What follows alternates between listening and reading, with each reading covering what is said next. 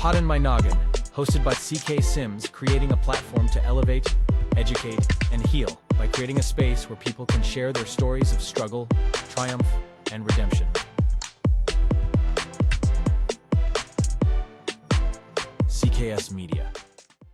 And welcome back to Poddin My Noggin, episode 27. And today we have a published author with us.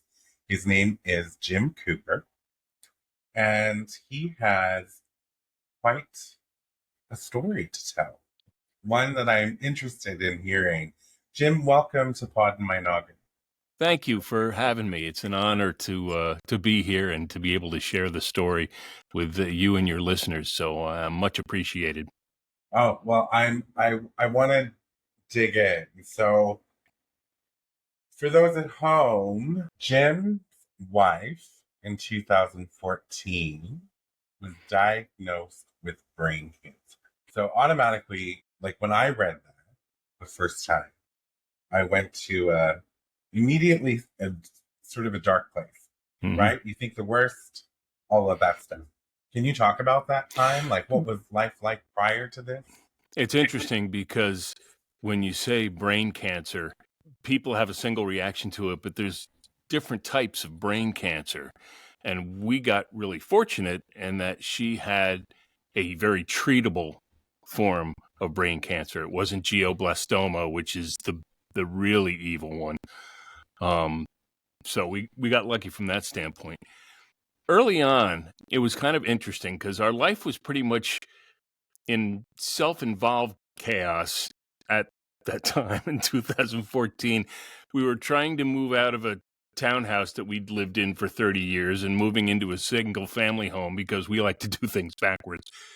And so we're involved in the move and we're trying to get stuff done. And I'm noticing some things that Sally, who's my wife, was doing, and things were cropping up that were just kind of made me go, She would send a text and it would be all garbled, or she'd be dropping things. She was dropping things a lot, and her arm started moving on its own, and it looked like she was waving down 747s at the airport. And me at this point, I'm like, I don't know what's going. Yeah, everything's fine. Everything's fine. We went to a party with some old college friends at the beach in July, and Sally had one drink, and it was like she was in alcohol poisoning. The eyes were glazed over, 2 exits, no waiting. I mean, she was out of it. And I took her home, and she slept through the night and was still kind of sick the next day, and she was very apologetic. She's like, "I'm sorry." I was like, "How many did you have?" She said, "Just one." So, I'm thinking in my head, stroke. Okay. Something happened and she had a stroke. So I was like, okay, go back to bed and let's sleep this off and see where we go from there. So I'm keeping a very watchful eye. I'm trying to keep the fear at bay, but I can feel it start to build up a little bit. It's there, and I'm trying to stay in denial about it. But as I said, things started to progress a little bit more. She started doing word replacement where she would pick up a glass and say, "Oh, this is a really nice table," and not see anything unusual about that. She started having trouble getting words. She would talk to you. She'd start a sentence and just stop. The brain shut down. So we were out to dinner one night, and this is July, right about this time, 10 years ago. And she kept dropping the silverware, and every time she picked up a glass, I got frightened because I thought the glass was going to go and shatter, but she didn't, thankfully. And I finally said to her, I said, "It's time to go to the doctor." And to my utter amazement, she said, "Yes." So Normally someone that wasn't pro-doctor? Well, no, because she likes to keep those. She's. I try to get her to go to the doctor for something, and it's like, no, I'm fine. Don't worry about it. It'll I take know care these of it. people. I'm Yes, even just kind of like this person yes. myself. So So that was why it was a shock. 'Cause it's like, so we went to the doctor, and I'm still thinking stroke at this point. And he examined her, and he's like, well, it's not a stroke. And I was like, whew. He said, but I want you to go see a neurologist, a friend of mine. I was like, oh, okay. So go ahead a few weeks, and we go to see the neurologist, and he does the brain scan, does the MRI, and does the brain scan. And he's like, you've got all sorts of stuff floating around in your head. And he showed us the pictures, and it looked like little clouds in her head. He said, I'm not sure what this is. He said, if it was one big one, I'd say tumor, but there isn't one big one. There's a lot of little opaque ones here. And he's thinking maybe MS, not sure. So he wants to do some more tests. He puts her on steroids for a while, and which clear up all her symptoms, which was wonderful, but you can't be on steroids forever. So, so he put her on steroids for a month, and then we went back and he did another MRI, and he's like, well, some of the clouds have disappeared, but some new ones have popped up, and that one rather large one has gotten a little bit bigger. So he's like, I want to send you to an MS expert in Philadelphia, a guy I know who's supposed to be the expert in the field. We go to see him. That takes 6-7 weeks of time. By the time we get to see him, he wanted to do a spinal tap, and he wanted to do this, that, and the other thing. And so it's now November, and okay. we've been spending all this time trying to figure out what was going on. And to be honest, that was the worst part of the whole journey for me, the not knowing. Because I'd wake up every morning just with my guts in a knot, and it's just like, I want some answers here. And that was the toughest part for me as a caregiver was just not knowing. So Philadelphia said to us, look, it's lymphoma. And we were like, okay, well, let us think about it for 24 hours, because we were a little unhappy with some of the things that happened in Philadelphia. We finally decided, no, we're not going back to Philadelphia. Started making a whole bunch of other phone calls, and through a whole series of events, finally ended up at Memorial Sloan Kettering the third week of November, which was Thanksgiving week. But once we got to that point, and there was a plan in place, and I knew what was coming, I could relax a little bit, and I didn't wake up in a panic every day. So that whole not knowing part was just, to me, that was the worst part of this experience. There's other bad days, but that was the worst part because it was just ongoing. Did you have fears that you'd wake up and she would not wake up? Like, was that a part of the not knowing? No, but the fears were I would wake up and there would be more symptoms, or she would be worse, or it never really entered my mind that she wouldn't wake up, which is an interesting question, because I don't think that ever entered my mind. It was just, okay, what's going to happen today? And, on top of everything else, she, we have just moved into a house after spending a month in a hotel with two 70-pound bull terriers because we couldn't close our townhouse and the house at the same time. So it was an absolutely chaotic summer. And so we got to the point, it was like, okay, I was just worried that something was going on. And one of my biggest worries was she kept getting in these little car accidents where she would rear end somebody or run into something. And I'm like, this woman should not be behind the wheel of a car. But once we got to the point where the diagnosis was set and we started getting some additional feedback from other doctors, I posed the question. I said, what about driving? And they're like, no, absolutely not. This woman should not be behind the wheel of a car. I breathed a sigh of relief. I was like, thank you. Sally didn't like to hear that, but I was very happy to hear that. Well, So, I guess that's a loss of agency for her, right? oh, yeah, absolutely. And so that takes us up to the point where the treatment starts, and that's a whole nother ball of wax. So she would pick up a glass and call it a table. Right. She would pick up forks or cutlery and she would drop them. Right. Luckily, not the glass. So she was losing motor function, Yes. dexterity. She was losing vocabulary function and motor skills. And was she aware that she was losing them in the moment? Do you remember? I know it's 10 years ago, but like, Yeah, it she realized that she dropped something, but I don't think she ever equated it with something that was wrong.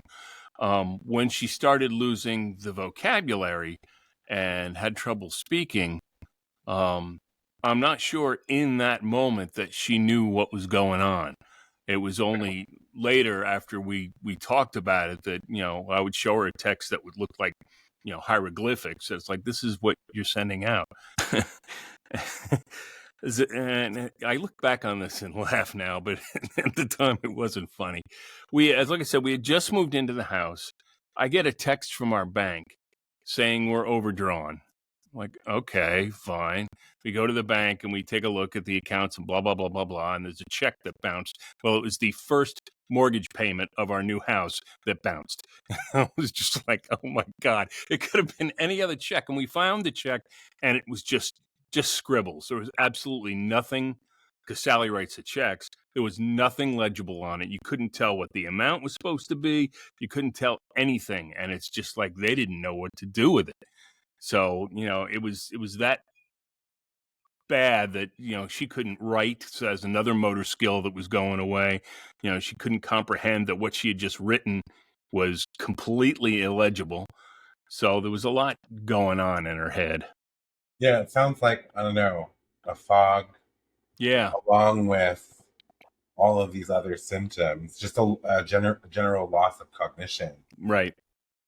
So you went through quite a few hoops, it sounds, to get to end of November. Right. What then? What was this treatment plan?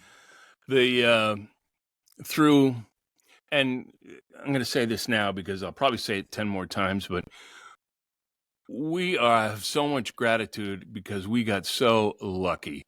I mean, we found the right people at the right time in the right place. I mean, there was nothing about this whole experience that could have gone wrong that did. It all went right. So and a lot of that I attribute to me listening to my intuition. My intuition was telling me, don't go back to Philadelphia. And so, and that led to a lot of other things. So the first week we get there, and the treatment plan, as it was set out by the neurologist, was she was going to do 8 chemo treatments every other week, starting in November, and she'd have to be inpatient for 3 to 4 days because it took that long for the chemo to flush out of the system. So, we would go in, I would go in with her, and, I'd find a sleeper chair or something, or one of the nurses would find a sleeper chair, and, we'd be in the hospital for 3 or 4 days, and then we go home, and then we go back, 10 days later and do it all over again. So that went on. And for the first 5 or 6 treatments, I was feeling pretty good. My take was, when she's in the hospital, she's being looked after. When we're home, then I'm on 24/7. I've got to keep track of all the medications she's taking. I got to do, all the other daily stuff while still having a 40-hour-a-week job and doing the shopping and caring for the dogs and, all this other stuff. So that taught me a lot about what caregivers go through and how they do it. The first night we were there, I was lying there on the sleeper chair and looking up at the ceiling because you don't sleep. You just don't sleep. I'm thinking to myself, what am I doing in a hospital in New York on Thanksgiving? What am I doing here? And it dawned on me that I needed to start journaling about this. One, to keep my own sanity. It was something I do and I write. And the big benefit to that, which I didn't realize at the time, was it was a great way to keep everybody informed without having to make 15,000 phone calls. What I did was I put up a post on social media and say, here's what's going on, here's what's happening, here's what they're saying, blah, blah, blah. And the first post I put up just floored me because it ended up with like something like 105 likes with 60 comments on it. And I was like, most of it from our high school class, which, that was 40 years prior. So it was unbelievable. The support we got from people was just tremendous. So, that first week was tough, more on Sally than on me because we were there for Thanksgiving, and it's kind of bizarre being the hospital is on York Avenue and 67th, and it's kind of bizarre watching the Thanksgiving parade on TV that's 4 avenues over. It's like, why can't they bring it down here? Bring it around the hospital or something. So, but that was tough on Sally because family is everything to her, and everyone was getting together, and we eventually FaceTimed everyone, and we could talk, but it was still tough. The day after Thanksgiving, Sally's uncle and her brother and sister and our daughter came up to visit her in the hospital. And this is the other thing we lucked out with. This is all pre-COVID, so there was none of that going on, which I'm thankful to this day about. And her uncle said to me, "Come on, you need a break. I'm taking you out to lunch." And I thought, break? What are you talking about? And so he dragged me out of there, and we're walking up, and we go to this little restaurant, and I sit down, and I was like, oh, this is what it's like to eat off of plates and silverware and not out of a, styrofoam clamshell box out of the cafeteria, which is where I was eating. So that taught me a lot about making sure I take care of me because, I was on 24/7. I mean, I was on guard. The defenses were up. I was just everything, and I was controlling everything. But he taught me that you've got to take breaks for yourself because if you don't, you'll just lose your mind. It's interesting too, because I'm always very mindful of my own bias and things that come up for me. And I'm an extremely transparent person. So I'm hearing you sort of talk more about your experiences. And in my brain, I'm like, okay, yeah, but your wife was the one that had cancer. And then I have to stop myself on the inside and be like, hold up a second now. Hold up a second. Because yes, your wife was the one that had cancer. But as you said, you were the one providing the 24-hour care, managing the household, managing the dogs, working full time, managing her medication when you weren't at a hospital. So it's those kind of biases. And I wish this for everyone, that when they come up, that we can sort of catch them. And I just caught myself catching that sort of feeling at first. I'm like, no, that's not fair, right, to you. And yeah, so. And it's interesting because my wife developed the attitude of showing up at the hospital and she would say, I just give them my keys and tell them to do their thing. And I just lie in bed for a few days. And she was, it doesn't mean she doesn't have bad days. Everyone has bad days. The caregivers and the patients both have bad days. And this was right about the time when the medical community was starting to realize that the wear and tear on caregivers was pretty similar to the wear and tear on patients. And there was a beginning of some work being done to make sure that caregivers themselves were taken care of. And there's been a lot of work since then. A lot of good things have happened, but that was not really in the forefront of anyone's mind at that time. And that is what, I'm probably jumping ahead a little bit, that was some of the impetus behind writing the book was, what can I do to help other caregivers? Because there wasn't that much information out there. And that was kind of the major driving force behind it. You journaled. So so I'm getting this straight. 16 weeks in hospital? 16 weeks of chemo sessions? Yeah, it was 16 weeks of chemo, and that's what the original plan was. But after the 8th treatment, there was still some cancer left in her head, and the neurologist was, we're going to do 2 more chemo treatments. Okay. So it ended up being 10 instead of 8 or 7 or whatever it was. And we got through those 2, and he's like, no, there's still some stuff there. We're going to do 1 more. So we did 1 more, and he's like, no, we're not getting it all. So from that, we went into a stem cell transplant mode, which really brought up a lot of fear for both of us. We were both kind of resistant to going down that road. Can you explain that road for people Sure. that may be listening? Sure. What happens is that you go into the hospital and you get hooked up to this machine that looks like a cross between R2D2 and a hardware store paint mixer. It's just sitting there and vibrating and stuff. And what happens is that, and she had a port in her chest, the blood comes out. This machine separates it into red blood cells, white blood cells, and plasma. The white blood cells are taken on. They're the stem cells. They're taken out and stored and frozen to be used later. And then the machine puts everything back together and puts it back in Sally's body. So what the treatment is you go in and they blast you with a number of different chemo drugs, and it takes all your immunity down to absolute zero. I mean, you have no counts anywhere. Imagine the worst flu you could possibly ever imagine. And that's what it's like, and it just out cold. Then once they get to that point, they start reintroducing Sally's white cells, the stem cells, back into her system. And gradually the counts start coming up, and things get better, and she starts feeling better, and that kind of thing, to the point where she gets to a certain point where they're saying, okay, we can let you go home. That's a 3-week process. I was going to ask what with that.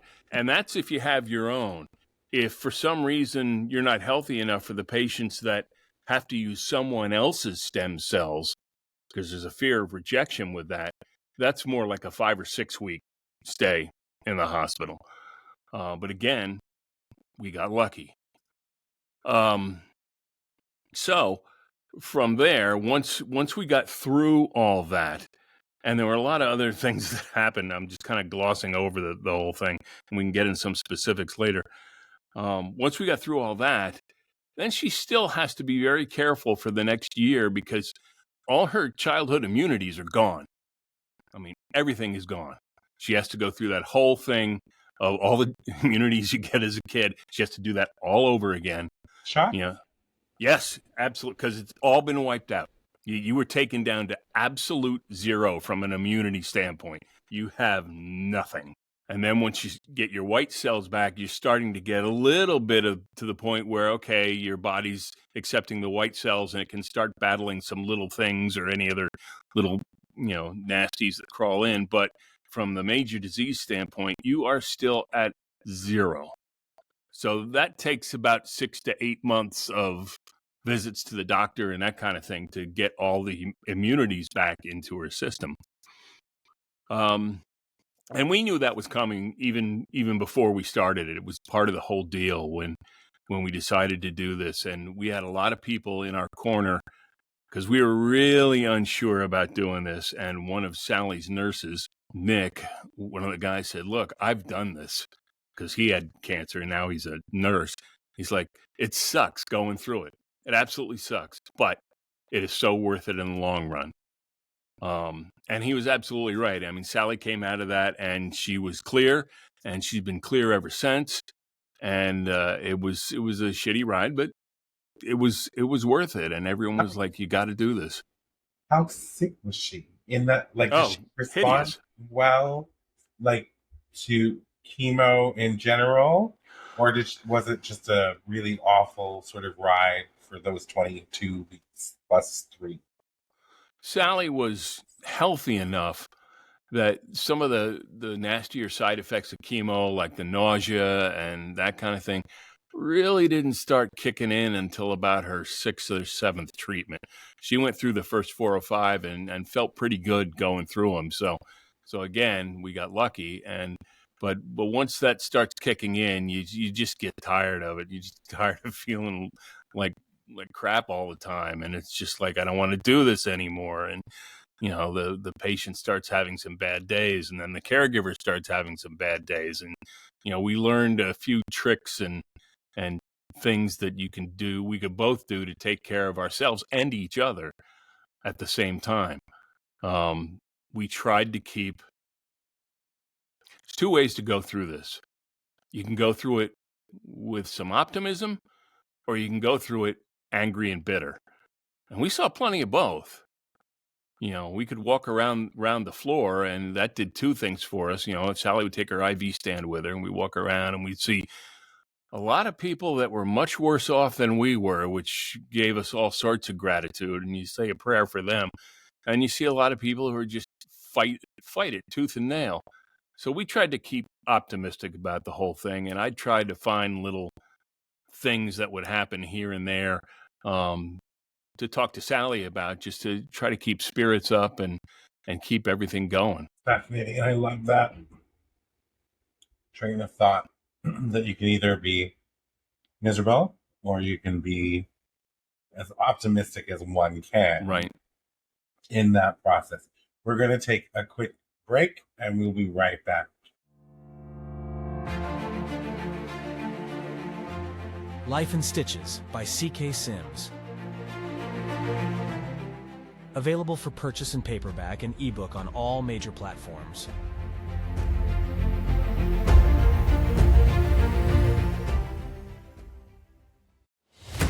Partner today with CK Sims and Poddin My Noggin to get in front of an audience that cares. You will be supporting mental health stories, tales of resilience, and uplifting content, aligning your brand with bringing goodness, authenticity, and kindness front and center.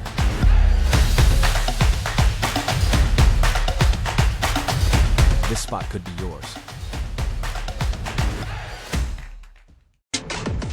Do you have a story of struggle and resilience? One that you want to share with others and possibly help someone through their own struggles? Find the link in the show description and fill out the guest form today.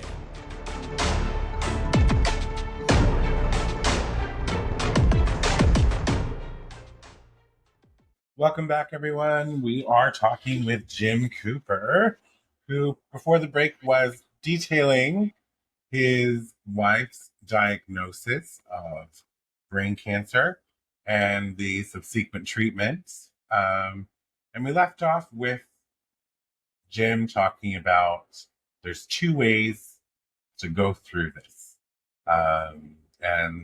You can do it optimistically or you can do it miserably.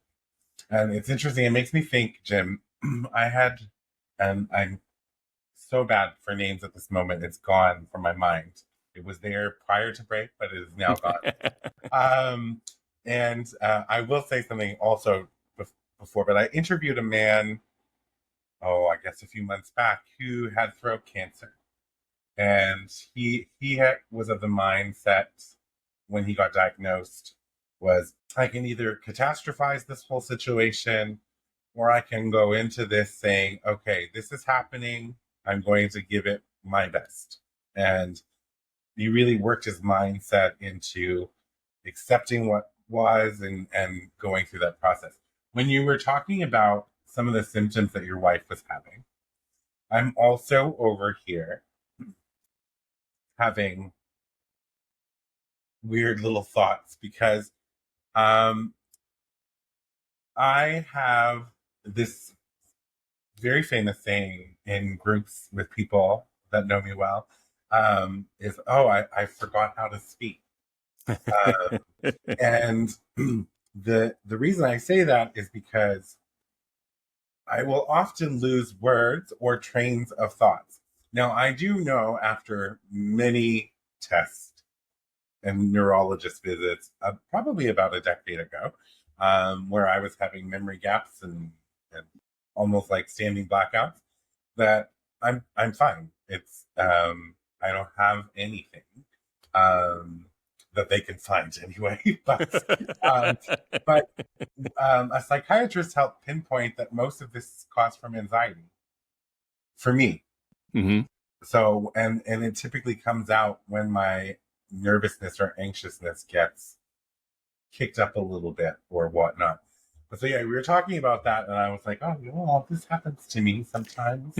Happens to me too, and it still happens to Sally, and so it's just like I think but it's So for everyone at home, Sally, Jim's wife, is 9 years, 9 years Yep. in remission. And that makes me very happy. I'm sure Makes it me makes you happy and too. Sally very happy as well. Makes Sally happy. Yes. Um, when you were going through this, I mean, with everything that you had to take care of and you became primary on everything, right? Primary Right. caregiver. Was Sally working? Did she have a job? It's interesting because before we got to this point, she was working at a small little healthcare office, a social services office. And she would come home every night just in tears. And I was like, what is going on? He's like, I can't do what they want me to do. They want me to answer the phones and deal with the doctors. And okay, this was a small office of like 2 doctors, and she had worked in offices of 20 therapists, and she'd worked as a executive secretary to one of the big guns at Merrill Lynch. So, I know she's capable of doing this, and that didn't make sense to me that she was having problems with this. So that was another check mark on the list when we were trying to figure out what was going on. It's like, this is also some weird behavior that it let me know that things weren't clicking. She just So this is prior to prior to even discovering what was going on. Okay. And so she eventually quit the job. I was like, look, you can't go to work every day and come home in tears. Just quit for the time being, and we'll do something later. So she there wasn't were working at all. signs of a cognitive decline long before she started to show more of those physical signs. And it's funny because when they happen, the last thing my mind goes to is, oh, there's something going on in her brain. There's something wrong here. It's just, I stay in such a point of denial that it's like, I don't even want to think about the word cancer. I don't even want to think about these things. It's not in my sphere of what I had planned my life was going to be, which completely changes when you hear you have cancer. Everything you thought your life was going to be changes instantly. Yeah, now you have to fight. Yeah. Right? You have to fight. Right. So you wrote the not so little book of cancer caregiving. Be a caregiver warrior and keep your sanity. So I know you sort of prefaced this already when you said while you were there, you decided you had to journal and you were putting these posts on Facebook. Talk about that. Like what was the desire, the dream, what was there? When I first started doing the posts, the initial desire was to keep my sanity. I mean, it was completely selfish. It's like, this gives me something to do where I don't have to think about anything else. I'll just do this every day. It became something of an expected post. I even called it fringe observations because I felt like I was on the fringe observing what was going on. And so once treatment was done, I had about, I don't know, 30, 40, 50 posts, something like that. And my first thought was, let's just put all these posts out here. Let's publish the posts and see what happens. And I kind of put them all together and just reading through it. And it's like, well, people have read these already. They don't want to read them again. So I hemmed and I fooled around with it a little bit. I tried that. I tried doing some different formats and trying to rework the story into a story itself. And nothing was really coming together. And then I remember talking to a friend of mine, a business mentor, and she was like, why don't you just do like a workbook kind of thing that people can use? And I was like, aha, exactly. And I played with it a little bit, and then the thought came to me of let's put together a book of the 21 things that I discovered that were big tips I could share with other caregivers, because I knew that other caregivers were going through the same thing. There was during Sally's treatment, there was a woman there who was from Switzerland. Her mom was going through treatment at about the same time that Sally was. We seemed to run into each other, every time we were in the hospital. And so we got talking. I got to know her, and she would, had left her family in Switzerland, her husband, her kids, and she was being the caregiver. And I remember walking down the hall one day and seeing her just leaning up against the wall with her head down, and I knew what that position meant. And I walked up to her, and she was just lost it. She's like, "I can't do this anymore," and she, burst into tears. I gave her a hug, and we talked about it for a while. It's like, look, you can't be Superman or Superwoman. It's not going to work. And this goes back to my uncle taking me out to lunch, and you got to take a break.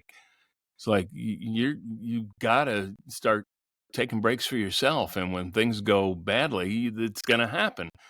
So, and we've kept a communication going even till this day, just to touch base with each other. So, I really had the feeling I knew what caregivers were going through. And what a great way to give back, which is something I was wanting to do. Even asked Sally's neurologist, how can I give back? Because I can't do it financially to any great extent, but what can I do? And he was the one that said to me, look, they're just starting a caregiver to caregiver support group. They have a patient to patient one, but they're doing it with caregivers. Why don't you get involved in that? Which I did.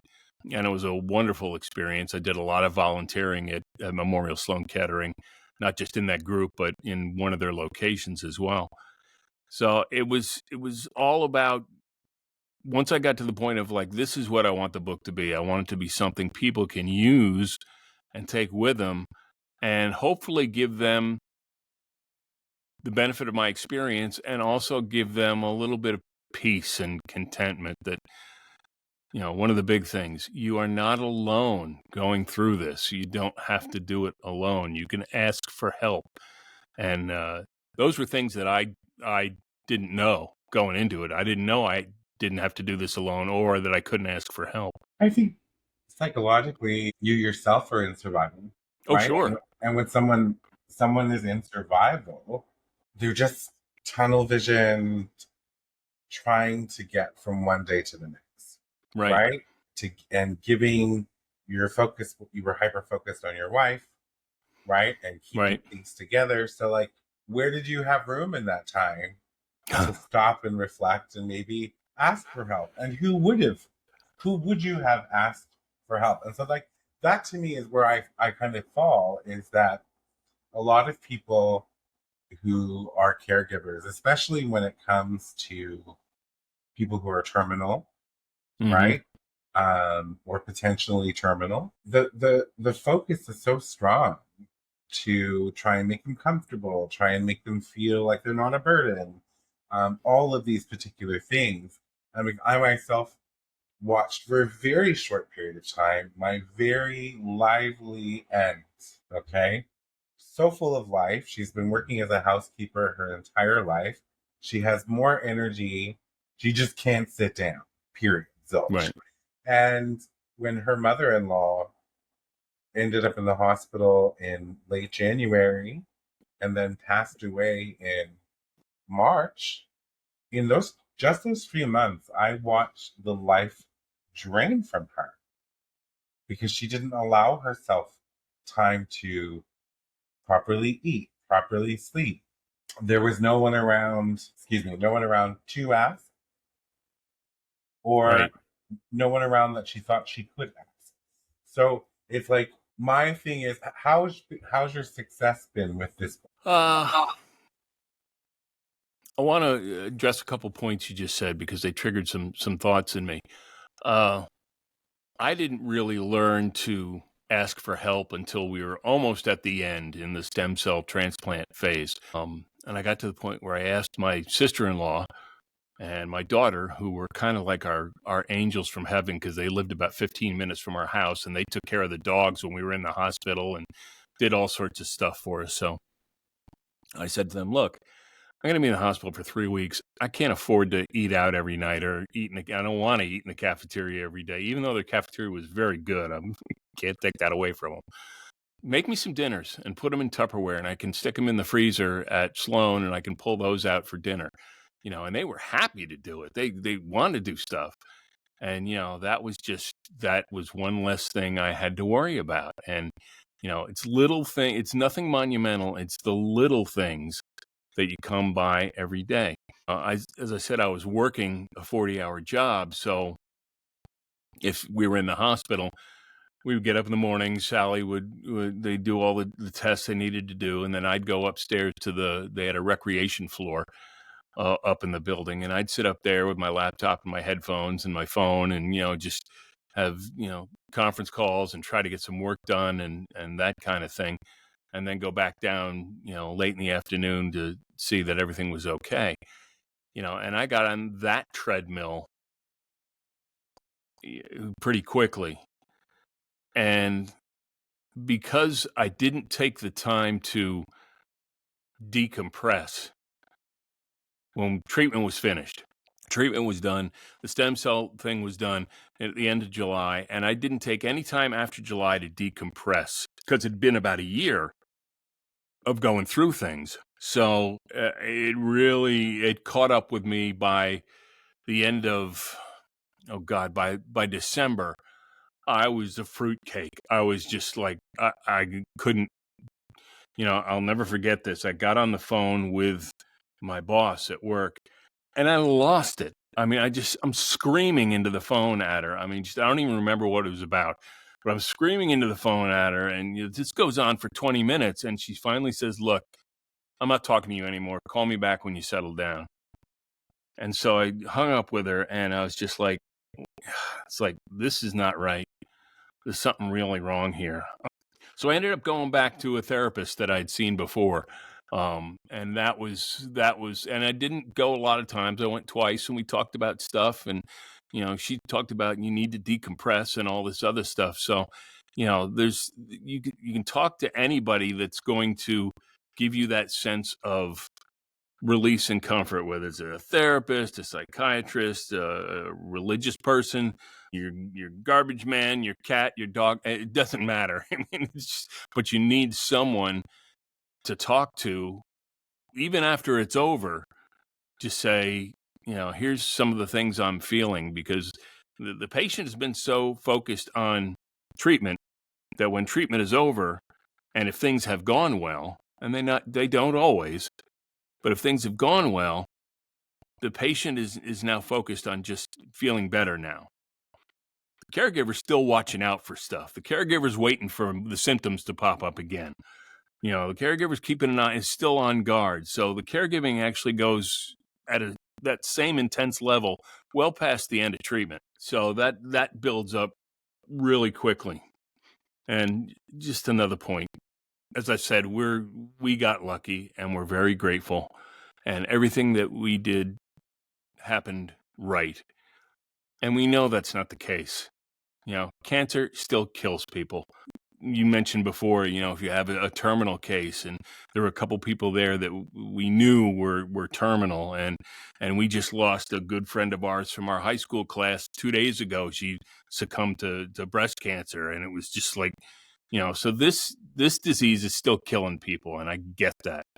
If I can do some little drop in the bucket to help people get through it, regardless of what your outcome is going to be, I was determined to go ahead and do that because, like I said, we got lucky and there's no reason why we shouldn't have to give back. So it's like you had burnout. Oh, yeah. I was beyond burnt out. This was just... Because your fight didn't turn off. Yeah. No, the fight didn't turn off, and it just everything that I was pushing down to focus on that just kind of vomited out in a whole one big eruption. So it's just like life. I mean, you keep pushing emotions down and not dealing with them and not dealing with them and not dealing with them, and you're going to get the eruptions. I mean, it's classic. And I didn't pay attention to that at the time. And it's one of the tips in the book is like, you have got to take the time to decompress once treatment is over, because you think, oh, it's all over. We can go back to normal now. No, you don't go back to normal. One of the great phrases you hear is welcome to the new normal, because now you've got to make room for cancer in your life. Whatever your schedule was before, now you've got to make room for cancer in it. So it is critical. The self-care aspect of this is just so critical. I can't stress that enough to people. Another thing that you said too was that you went back to a therapist you had seen before and you made the call out, not extensively, just 2 visits. Right. That was all you needed. And I'm such a huge advocate for therapy. I think everybody should have therapy at some point in their lives. It just I agree. helps so much.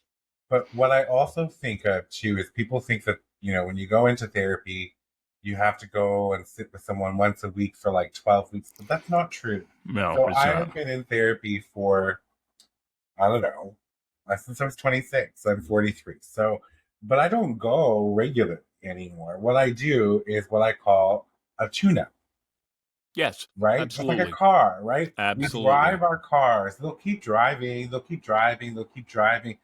Even when they're not running optimally, they're going to keep driving a lot of the times until they just don't drive anymore. Right. So when you take your car in for a tune-up, it just spruces it up, peps it up, kind of gets it refreshed and So reset. it runs right. Yeah. Exactly. So that's what I do. I go for maybe a once or twice a year tune-up to just get the thoughts in order and make sure I'm still on the right track. And then talking to your best friend. You said a lot of people, cats, dogs, best friends, Right, friends, whatever. are great.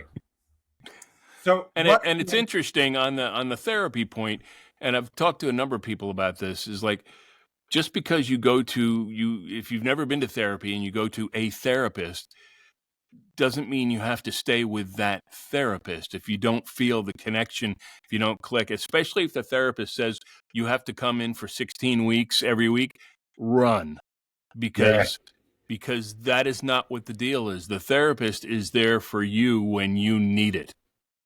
And there's no way to prescribe ahead of time exactly the length of treatment you're going to need. It may be 2, it may be 5, it may be 6, and then you go into tune-up mode and just do it, every so often.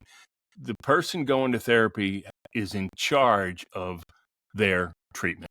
Yes, they're in the driver's seat. Yep. And you want whatever therapist you go to, you want that therapeutic alliance. You want to feel that.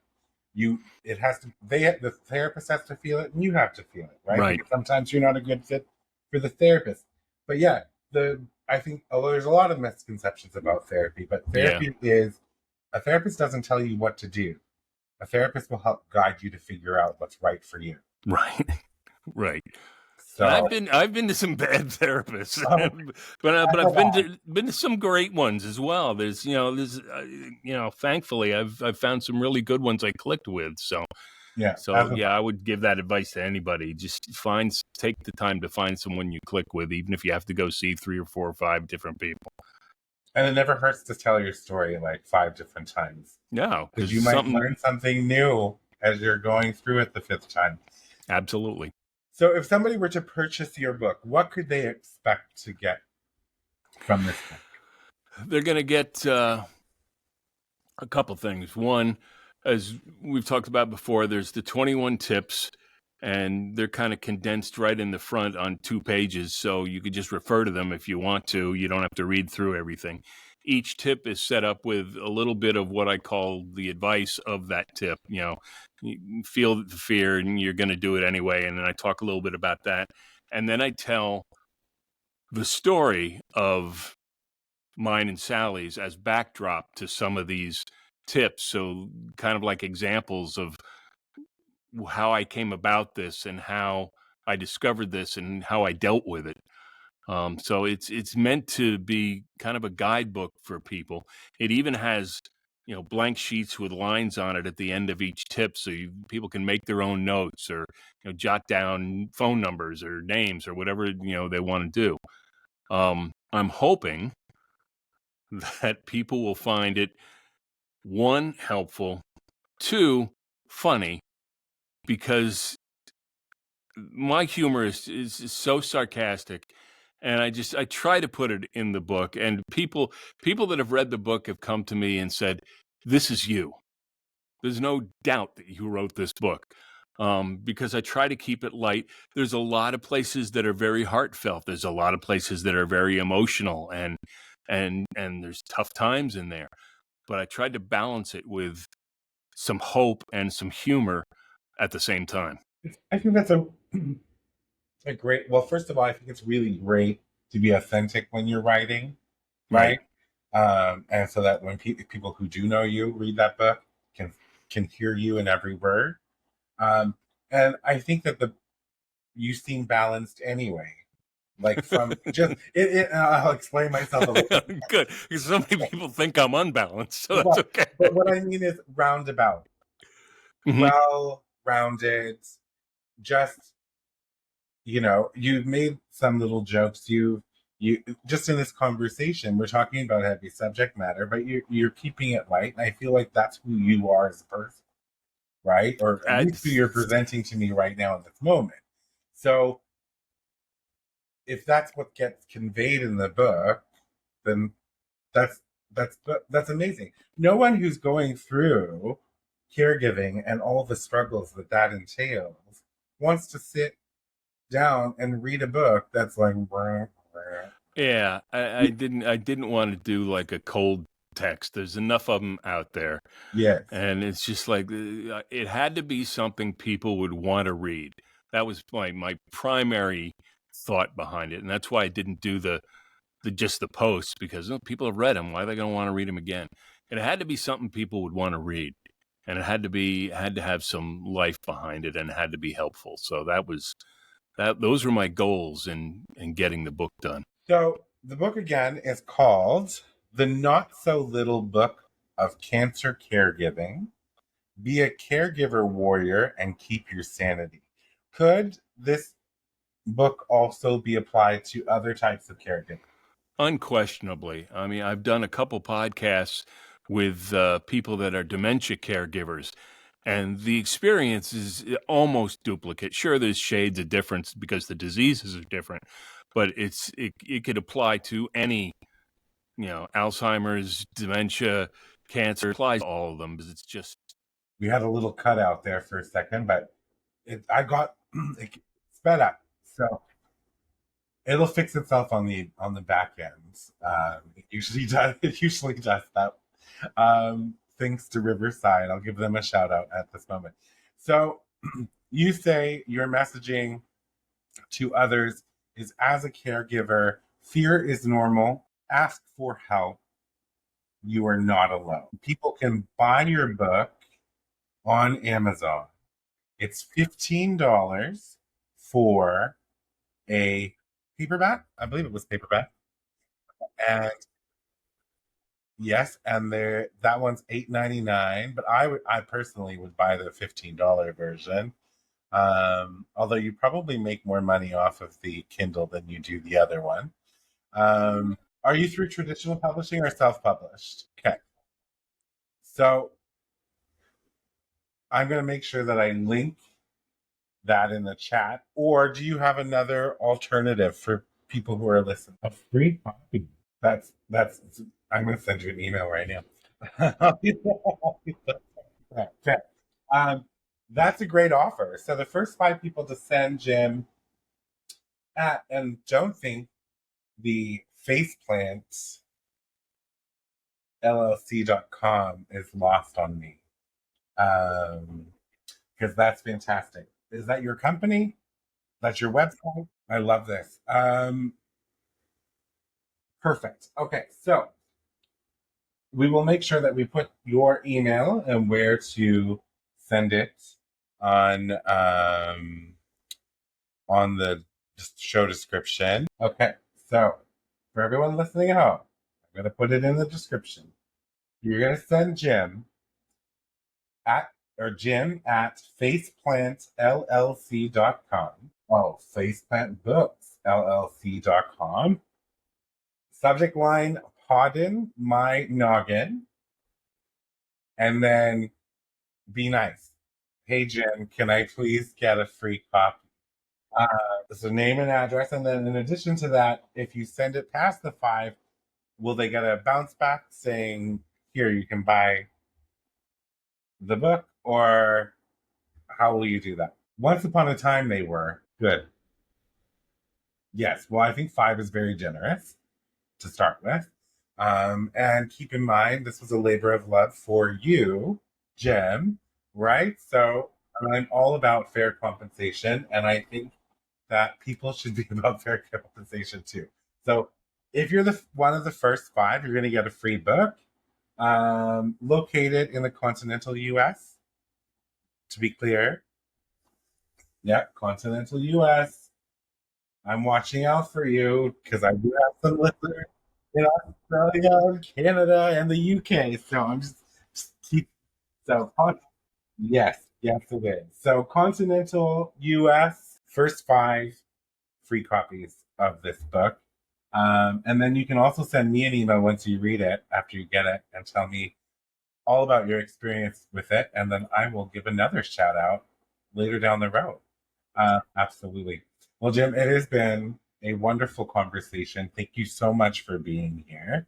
I'm so happy that Sally is doing well. Give her my regards. I'm happy that you are doing well. And I hope that your book helps a lot of people in your similar positions. All right.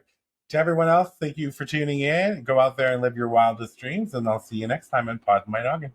For media and sponsorship inquiries, email info@cksims.com or visit cksims.com and fill out the contact form. Be sure to subscribe so you don't miss an episode. A new episode airs every Saturday. CKS Media.